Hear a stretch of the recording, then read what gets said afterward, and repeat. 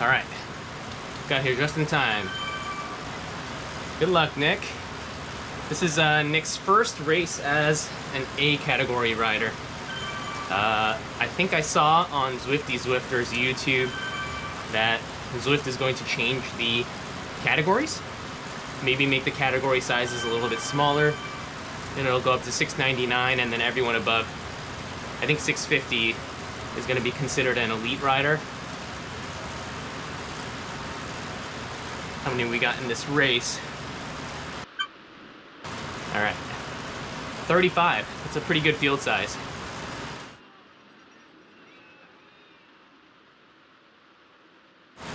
I was chatting a little bit with Nick. Nick's plan is to just try to sit in, be as efficient as possible, and not really respond to people trying to form breakaways. We took a look at the start list, and I think there are 5 HCT riders here. Do you see B. Brown? Oh, Steve Jukes, he commented on a couple of my videos. He's been really helpful. I actually saw him on the start list too, so it'll be pretty interesting to see how his team does and how Nick can do against them. This first climb, I'm guessing it's going to be really spicy. There will definitely be... Yep, there's one guy off the front already.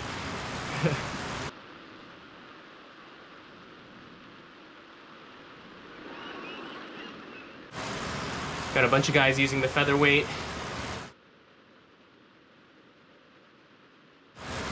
Yep, looks like the A category racers, a lot of them are able to go over this first climb in one pack, pretty much. I see a couple of dots in the back, maybe 5 people or so who are hanging off the back, but all right, here they go, back downhill.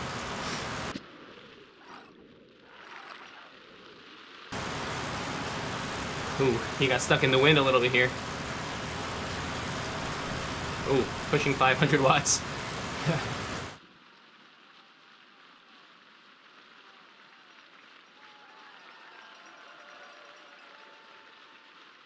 Alright, a couple guys are coming around.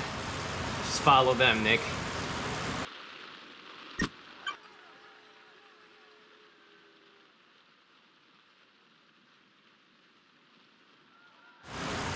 Okay, Nick spiked some power to catch up to this group.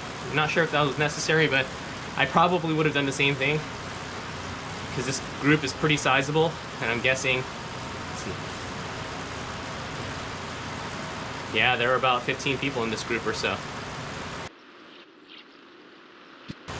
Oh, actually my friend Bish, who is a high-level A racer,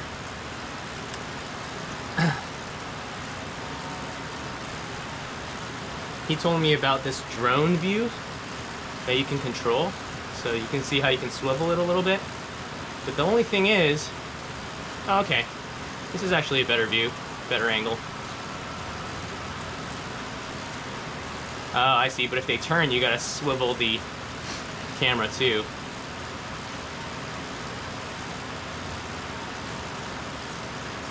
Okay. Yeah, if anyone's curious, drone view is number 0. You can go down, up. I'm thinking it's going to be a little bit too much work.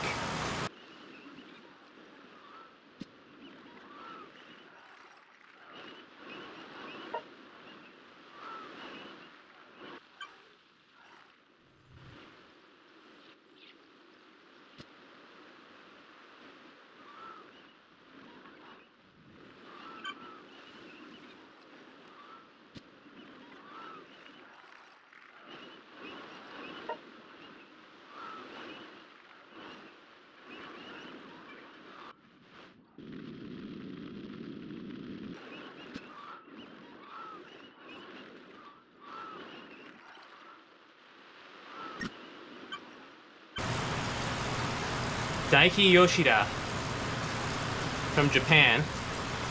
I am Pretty certain his watts per kilogram is probably pretty high. I think I saw his race score. His race score was pretty high too. I want to say it was maybe 870. I think 870, something like that. Might have been higher actually. I don't know.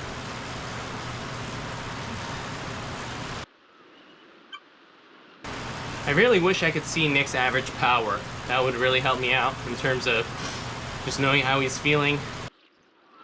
But yeah, I mean, a couple days ago when he raced, his heart rate was pretty consistently in the 160s, I would say. Seems like he's definitely working a little bit harder today with the A's, which is to be expected. He's consistently somewhere in the low 170s, it looks like.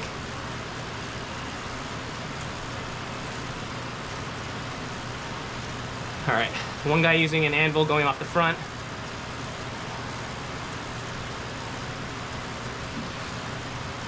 Ooh, getting a big gap pretty quickly. So generally speaking, you don't necessarily want to attack on a downhill because the group is going to travel so much faster than you. But he did have an anvil, and he did spike some power. So maybe that's a tactic, maybe it's good. He's still got a pretty good gap of 3 seconds or so. But yeah, in general, if you want to get a gap, you want to attack from the back and attack through the pack. Definitely better to attack on a harder section of the course, like an uphill.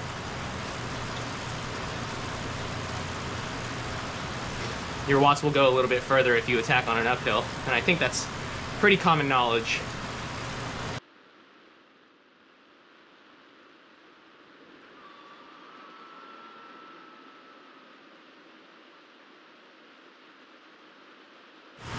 Okay, there goes one guy in the black kit. And there goes L. Elton, who you'll see later.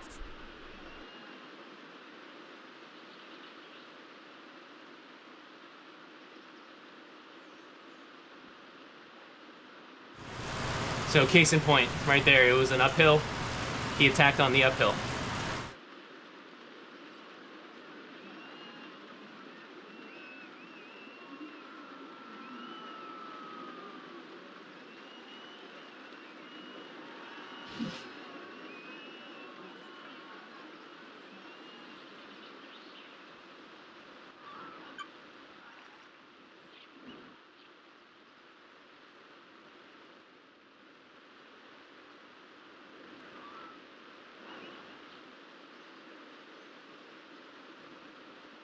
So this ends up being the most critical part of the race here. See these two guys in the Wahoo kits? They are likely teammates, which I didn't even recognize during the race, and it looks like they put together a really coordinated move here. The group starts pushing a little bit, and what you'll see is this one Davies guy comes through with some speed with L. Elton on his wheel, and then I believe one Davies activates an anvil on the slight downhill, and they start to roll off the front together.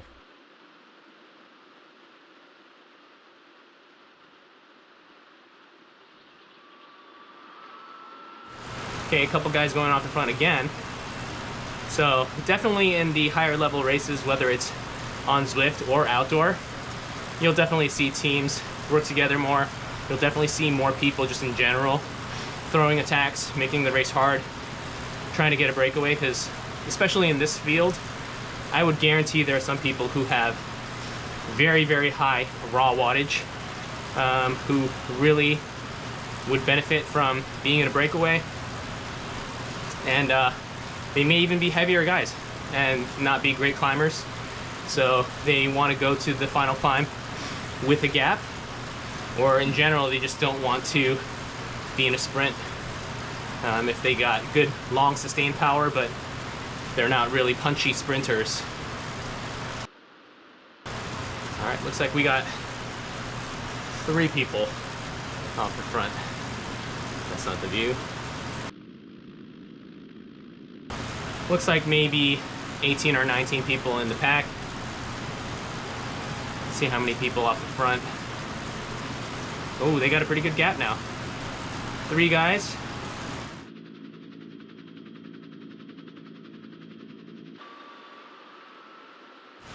Yeah, they're way up the road now.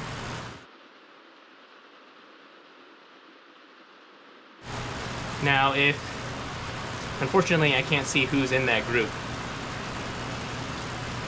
But if there is an HCT rider up there, then very clearly HCT is not going to be working to bring this back. They want one of their guys in the break to stay away.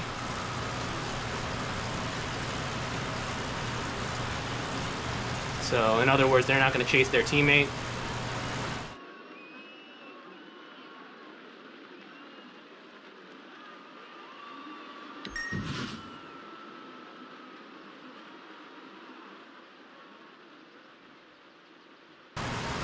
There's that MSTR Muck guy again. Seems like a really strong dude. Alright, Nick, what are we doing here? What are we doing? Soft pedaling. Okay. Actually, maybe he wanted to go to the front to see how big the gap was? Is that a thing? Because you can only see so many people on the list, right?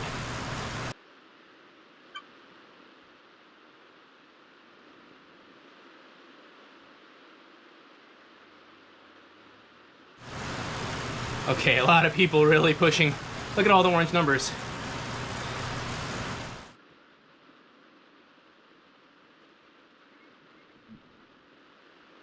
Yep, the hard effort and dig creates a small chase group off the front.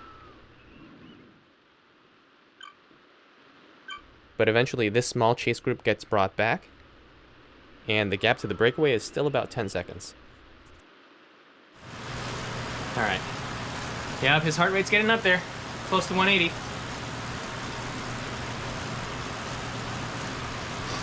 Alright. Let's see what you can do, Nick. Come on. Got 2 kilometers left, basically. Yep, this chase group is coming back. Let's see. Let's count down the gap from the guys in the front.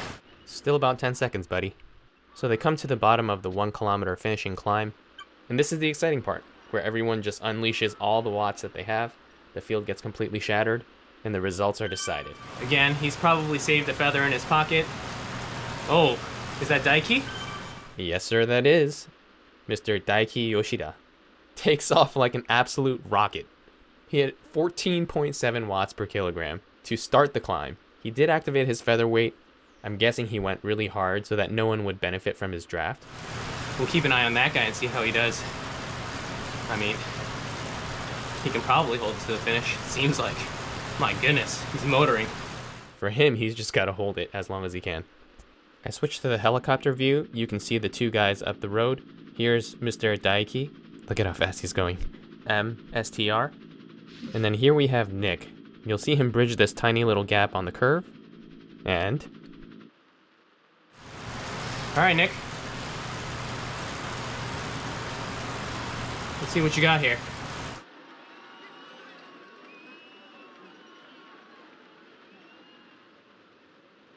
Alright, finish with as much speed as you can. Did he not have a feather?